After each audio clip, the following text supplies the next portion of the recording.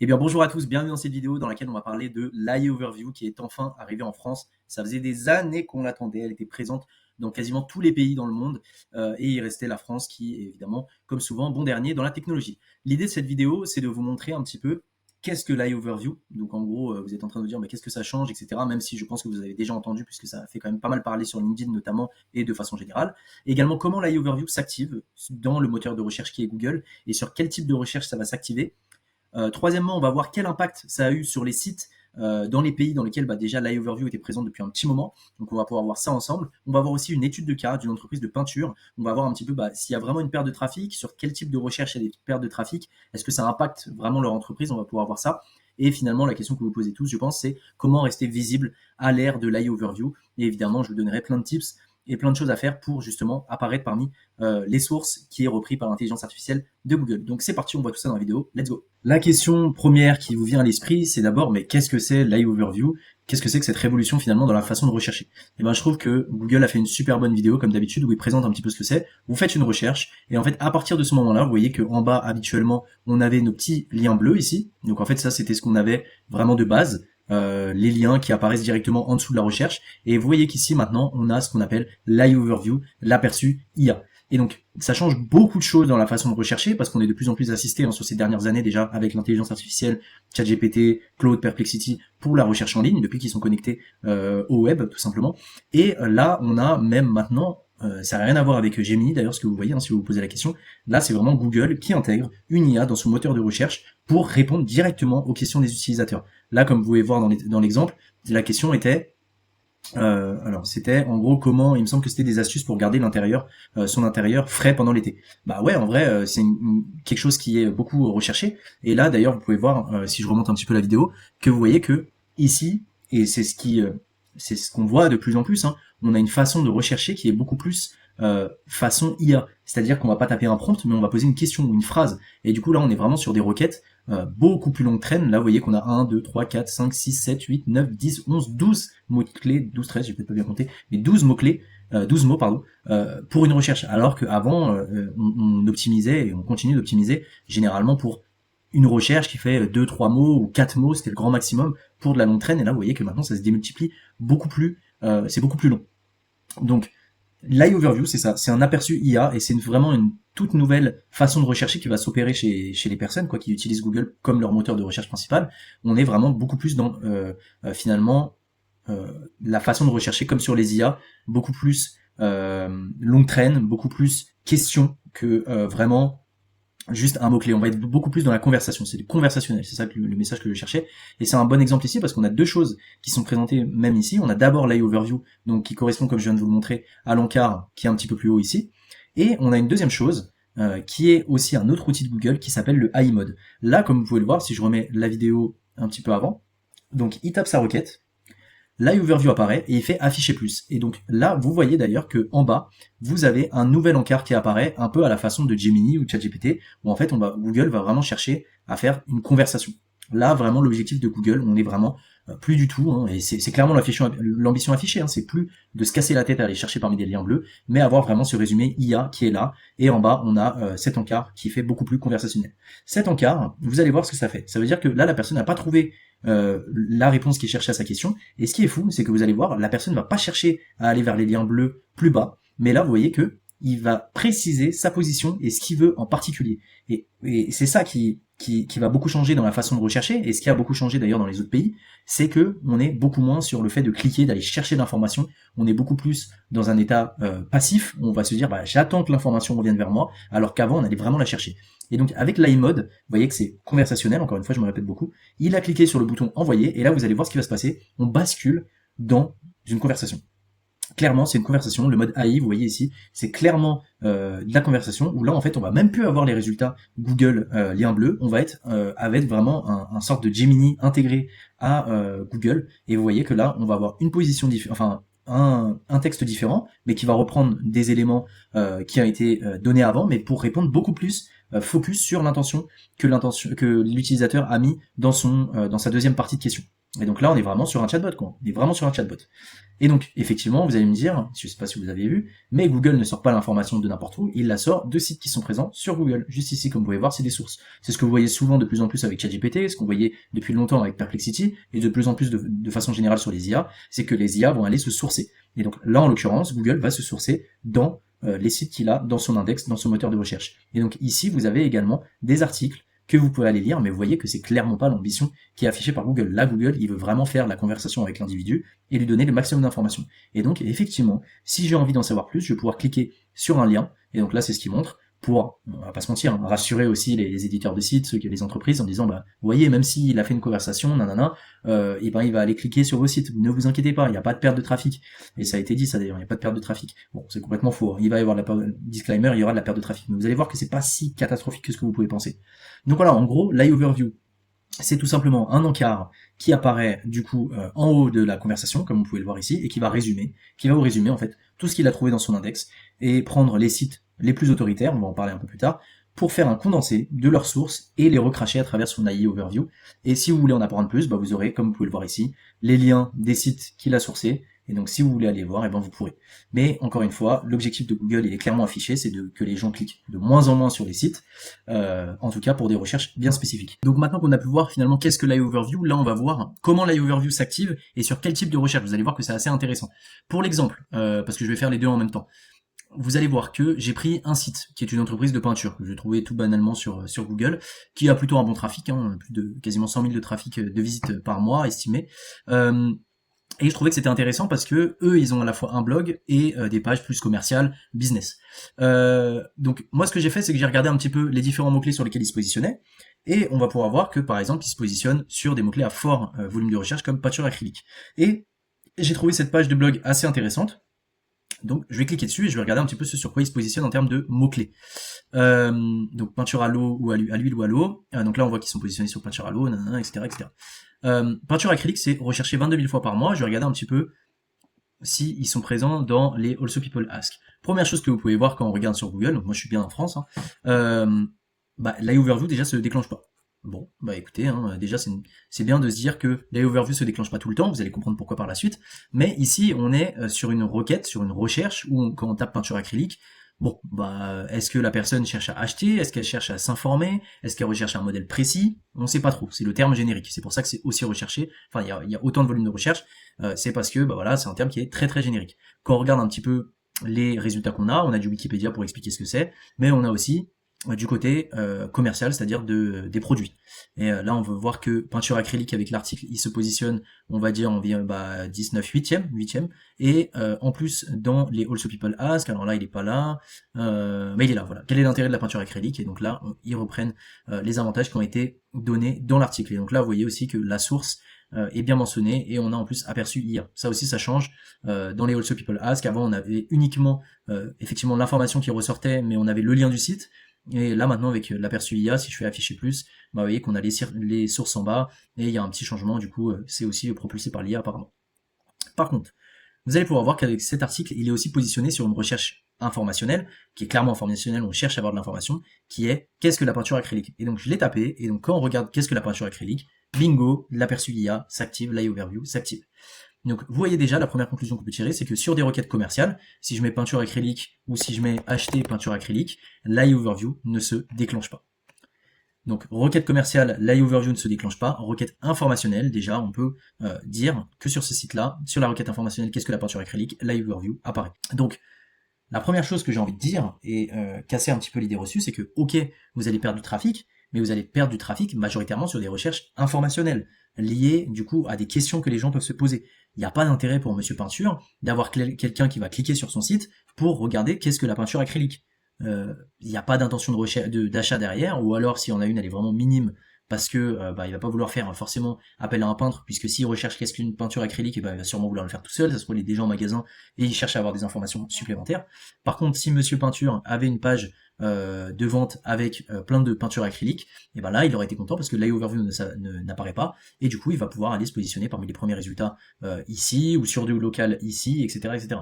Donc en fait vous allez perdre du trafic sur des requêtes qui ne nous apportent pas d'argent majoritairement. Et ça c'est la chose la plus importante à retenir, c'est que effectivement vous allez perdre l'informationnel, mais vous allez conserver votre aspect commercial. Comme je vous ai dit juste avant, l'eye overview était présente dans la majorité des pays bien avant que ça arrive en France. Et du coup on a eu beaucoup d'études qui nous sont parvenues sur finalement l'impact que les eye overview ont pu avoir sur les sites ailleurs dans le monde. Et il y a plusieurs études qui ont montré, il y a une corrélation évidente entre le fait que l'eye overview apparaisse et la baisse de clics sur les sites. C'est-à-dire que dès que vous allez avoir une eye overview qui apparaît, là ils disent 60% de clics en moins sur une recherche. C'est une étude qui a été faite sur septembre 2025. Donc forcément ça commence à dater un petit peu, ça commence à faire, si j'extrapole mine de rien, presque un an. Mais si vous vous rendez sur mon site, et je vous mettrai le lien en commentaire, j'ai fait un gros guide eye overview pour les PME en vous disant voilà, l'eye overview a été et l'iMode a été lancé officiellement en France le 22 juillet. Et je vous donne également toutes les stats que j'ai pu retrouver parmi les études. Là vous voyez que Ahrefs parle de moins 35% de clics pour une position 1 sur Google. Dès que l'eye overview apparaît, 60% des requêtes aux États-Unis apparaissent avec une eye overview. Et par contre, vous voyez qu'il y a aussi des chiffres positifs. On a un taux de conversion qui est multiplié par 4 quand vous avez des personnes qui viennent depuis des recherches IA. Un exemple très concret que je peux vous donner par rapport à un client que j'ai, c'est un client avec qui j'ai travaillé sa présence SEO et qui du coup s'est démultiplié mathématiquement sur le GEO. Il a réussi à signer un contrat à 6 chiffres avec ChatGPT, avec les recherches ChatGPT. Et ça lui a fait vraiment basculer dans un autre monde sa société. Et effectivement, on s'en rend de plus en plus compte, en tout cas moi je me rends compte de plus en plus, que l'IA a vraiment une part de plus en plus croissante dans le chiffre d'affaires des entreprises par rapport aux recherches qui sont faites dessus. Et donc ça c'est pas si étonnant de voir ça. Mais vous avez également d'autres études qui montrent notamment que l'eye overview va donner des réponses fausses. C'est-à-dire que vous avez là 91% de réponses qui sont factuelles, mais vous avez quand même 9% qui sont fausses, et ça représente quand même 57 millions de réponses erronées par heure dans le monde. Ça commence à dater un petit peu cette étude, j'ai fait plein d'articles différents dessus, c'était le New York Times, vous voyez, ça date d'avril, donc c'est pas si loin que ça, où en fait là je vous explique un petit peu pourquoi il y a des erreurs, qu'est-ce qui fait qu'il y a des erreurs dans l'eye overview, et le gros point faible, on va dire, de l'eye overview finalement, c'est qu'il va se baser sur les résultats de Google, de son index. Sauf que évidemment il y en a plein sur des entreprises à grande échelle qui font du SEO, qui est pas toujours vrai. On va mettre son entreprise en premier par rapport aux concurrents, alors qu'en fait on n'a aucune légitimité de se mettre en premier, mis à part justement aller chercher du cash, aller chercher de la visibilité, et du coup Google va recracher ça bêtement sans prendre en compte plein d'autres facteurs différents. Depuis combien d'années l'entreprise est présente, est-ce que l'article il est vraiment légitime, est-ce qu'il est neutre.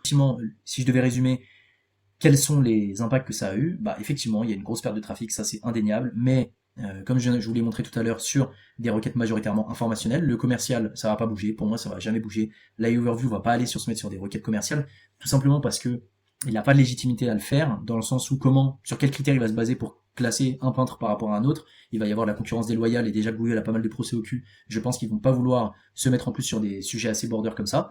Et si le commercial n'est pas grappillé par l'IA, c'est là que vous devez faire du cash, c'est là vraiment que vous devez intensifier vos pages.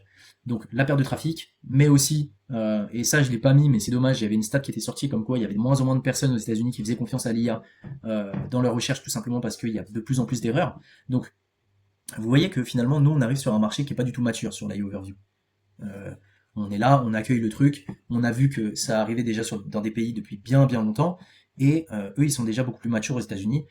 Ils savent que l'eye overview ça dit quand même pas mal de bêtises, qu'ils font de moins en moins confiance, alors que nous on est sur un marché où les gens vont voir ça arriver, et ça va être un peu à double tranchant. Soit des gens vont se dire écoutez c'est encore la facilité, ouais ok il me donne telle information, je le crois, et on va avoir d'autres personnes qui vont dire oui moi l'intelligence artificielle j'ai pu tester avec ChatGPT et Gemini, et je vois qu'effectivement les sources qu'ils me donnent c'est pas toujours exact. Donc là on va vraiment avoir, je dirais, 6 mois, 1 an de test du marché, même pour nous, pour voir un petit peu comment les gens vont réagir par rapport à ça. Et effectivement, après, à voir comment on peut ajuster le tir. Et justement, là, je pense que c'est la partie qui vous intéresse le plus, c'est comment rester visible à l'ère de l'IA, de l'eye overview. On va en parler tout de suite.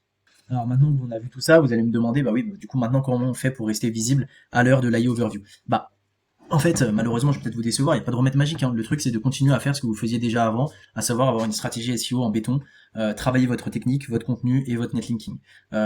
Si je devais ajouter un truc, ce serait éventuellement de prendre un logiciel pour suivre les mentions de marque que vous avez dans les moteurs de recherche IA. Ça, ce serait une bonne chose. Ça va vous permettre de comprendre un petit peu mieux votre persona, de voir où est-ce qu'il recherche, comment il recherche, quel type de prompt il va taper. Donc ça, effectivement, ça peut être intéressant. Mais si vous travaillez votre technique, vous faites en sorte que votre site il soit propre techniquement, pas trop lent, vous n'avez pas de page 404, vous n'avez pas de problème technique autre que ça. Vous avez un contenu qui répond vraiment à une intention de recherche profonde. Où là, on va plus parler de qu'est-ce qu'une peinture acrylique, mais vraiment, finalement, je sais plus si je vous l'ai montré, mais en gros, moi sur un site que j'ai, voilà, par exemple, j'ai un site spécialisé sur la Croatie où j'ai deux villes, voilà, où je vais les comparer. Bah, vous voyez qu'elle est première, elle est reprise par l'IA. Ok, c'est un truc niche. Ok, effectivement, je vais peut-être avoir moins de trafic qu'avant parce que les blogs de voyage, malheureusement, c'est beaucoup basé sur l'informationnel et ça risque de descendre beaucoup. Par contre, si j'ai des réservations qui sont faites via mon site, écoutez, ça va pas être l'IA qui va dire bah réserve chez moi. Enfin, réserve du coup en l'occurrence sur mon iOverview. Ça n'a pas de sens. Il va rediriger vers mon site en disant bah voilà, si tu veux réserver une boat party par exemple, bah tu vas pouvoir aller sur voyageencroatie.fr. Ils mettent en relation avec des entreprises et vous allez pouvoir réserver chez lui. Donc voilà, en fait, pour rester visible à l'ère de l'I-Overview, oui, effectivement, vous allez vous demander, bah, est-ce que ça sert à quelque chose de faire des articles de blog? Moi, je vous dirais oui. Après, c'est toujours pareil, est-ce que c'est un article de blog qui va être uniquement pour répondre à une question sur, bah, qu'est-ce que c'est ça, ou des choses assez basiques qui vont pouvoir être répondues par l'IA? Bah, ça a vraiment d'intérêt. Il va falloir se creuser un petit peu plus le crâne en se disant bon bah écoute, ok, moi je sais que mon persona il va dans telle région ou telle région. Ouais, mais je sais aussi qu'il se demande beaucoup. Bah, est-ce que je vais aller là ou là avec mes enfants? Bah boum, je vais faire un guide comparatif, je vais faire un article de blog où je vais parler de ça. Et je sais que bah derrière j'aurai moins de clics, mais ça va être du clic plus qualitatif où les gens vont prendre le temps de lire mon article de blog. Ça se trouve si je suis en e-commerce, bah voilà ils vont pouvoir acheter une carte de la Croatie pour naviguer, etc., etc. Ils vont pouvoir prendre contact avec moi pour avoir un trip planifié de A à Z sans se prendre la tête. Voilà. Donc, de façon générale, je vous dirais de garder la même stratégie que vous faisiez avant. Pour les articles de blog, je vous dirais de se creuser beaucoup plus la tête pour trouver des idées euh, plus profondes, des problèmes beaucoup plus profonds liés à votre persona. Ça peut être vraiment bien pour avoir des articles de blog qui se différencient et qui sont repris par les IA, parce que ça va être repris par les IA. Il y a des sites qui ont essayé de bloquer l'accès justement. Bah, au final, vous n'êtes pas repris par les IA. Bah, au final, vous êtes nulle part en fait. Vous pouvez pas vous permettre de vous couper de ça. C'est soit en fait vous êtes visible nulle part, soit vous êtes visible dans les IA et au pire des cas, enfin au meilleur des cas pardon, vous avez un clic, au pire des cas vous en avez pas et au moins vous apparaissez et la personne va pouvoir retenir votre nom, etc., votre nom d'entreprise. Donc moi je vous dirais malheureusement de pas changer grand chose dans le sens où en fait ce que vous faites déjà avant, si vous avez une autorité de site qui est bien, vous serez repris par les IA. Vous serez repris par les IA. Je pourrais vous dire de faire du netlinking un peu plus dégueulasse dans le sens où vous allez netlinking, en gros, c'est vous allez chercher de l'autorité sur Internet. Vous allez demander à des sites de vous faire un top 10, de vous mettre en premier, mais ça, à un moment ou à un autre, ça va être bash par Google, enfin, ça va être coupé par Google, ça va être considéré comme du spam parce que c'est pas vrai. Donc, moi, je vous dirais vraiment de rester pareil, sur la même stratégie. Euh, Là où je veux vraiment accentuer la chose, et c'est pour ça que je reprenais la courbe de Monsieur Peinture, bah, vous voyez que mine de rien, je sais plus quand c'est arrivé, mais l'IA, elle s'est mise dans notre quotidien de plus en plus. Et donc effectivement, là, il y a eu beaucoup de visites, mais après, voilà, il y a peut-être leur cœur de cible s'est mis de plus en plus à utiliser l'IA pour refaire des recherches en ligne, et du coup, bah voilà, en fait, moi, sincèrement, je pense que le plus gros est passé. Le changement dans l'utilisation qui est faite pour les recherches en ligne, elle est passée depuis longtemps. Tout le monde s'est mis à utiliser ChatGPT, tout le monde s'est mis à utiliser Claude Perplexity, ça fait bien longtemps. Là, c'est une couche supplémentaire. Je veux dire, ceux qui ont déjà pris l'habitude de rechercher par les IA, eh ben, ce trafic, vous l'avez déjà perdu. Et de ce que je sais, la plupart des entreprises continuent à bien tourner. Si vous avez un service vraiment commercial à proposer, vous n'êtes pas juste un média informationnel qui donne de l'actualité. Je vais prendre l'exemple en direct. On va tenter en direct maintenant. Si je prends Le Monde. Le Monde, c'est le plus gros média, l'un des plus gros médias en France. Si je le mets là, on va regarder sa courbe de trafic pour vous montrer. Hop, faut que j'enlève ça. Tac. Voilà. Là, vous voyez, alors là, c'est même arrivé depuis 2016, donc c'est peut-être des changements différents. Mais vous voyez que malgré tout, la courbe, elle est quand même descendante. Ben, c'est pas illogique, parce que les gens s'informent de plus en plus avec l'IA, s'informent de plus en plus par les réseaux sociaux. Il y a tout un changement de paradigme qui est fait. Les gens recherchent plus de la même façon. Donc effectivement, si vous voulez rajouter une présence sur Instagram, une présence sur Facebook, sur LinkedIn, évidemment, sur YouTube, évidemment, c'est bien à faire. C'est bien à faire pour votre entreprise parce qu'il faut plus compter uniquement sur la recherche sur Google. Maintenant, la recherche en ligne, elle se fait via tous les canaux. Instagram, YouTube, Facebook. Il faut démultiplier votre présence.